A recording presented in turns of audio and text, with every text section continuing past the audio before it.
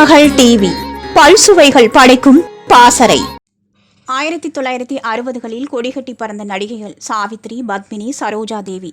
இவர்கள் 3 பேரும் ஒருவருக்கொருவர் சளைத்தவர்கள் கிடையாது. நடிப்பாகட்டும், நாட்டியமாகட்டும், அனைத்திலும் 3 பேரும் தனித்துவமாக விளங்குபவர்கள்.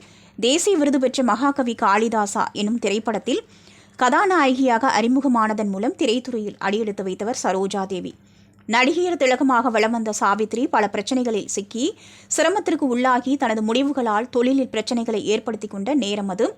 நாடோடி மன்னன் திரைப்படம் மூலம் தமிழில் சரோஜா தேவி அறிமுகமானார்.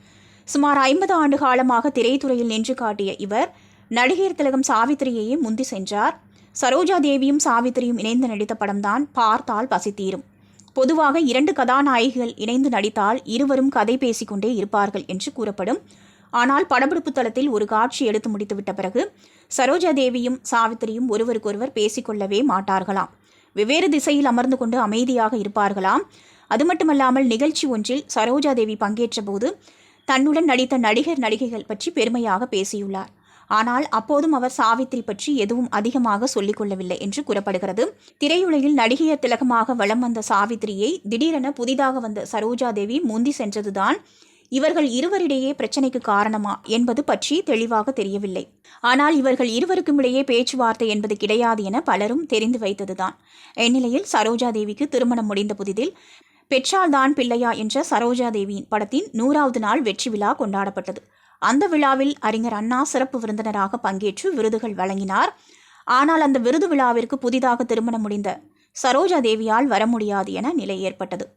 இதனால் படத்தின் கதாசிரியர் ஆரூர் தாஸ் சரோஜா தேவிக்கு பதிலாக அண்ணா கையிலிருந்து விருதை வாங்க கூறியுள்ளார். முதலில் இதற்கு மறுப்பு தெரிவித்த சாவித்ரி பின்னர் கதாசிரியர் ஆரூர் தாஸுடன் இருந்த நட்புக்காக ஒப்புக்கொண்டுள்ளார். இவர் விருது வழங்கும் நிகழ்ச்சியில் பங்கேற்ற போது அங்கிருந்தவர்களே ஆச்சரியமாகத்தான் சாவித்திரியை பார்த்தார்கள். ஏனென்றால் சரோஜா தேவி பங்கு பெற வேண்டிய இடத்தில் சாவித்திரிக்கு என்ன வேலை என்று அனைவரும் யோசித்தார்கள். அந்த அளவிற்கு இவர்கள் இருவருக்கும் பொருந்தாது என அனைவருக்கும் தெரிந்துள்ளது. திருமகள் டிவியை லைக் செய்து உங்கள் நண்பர்களுக்கும் ஷேர் செய்வதுடன் சப்ஸ்கிரைப் செய்து ஆதரவு தாருங்கள்.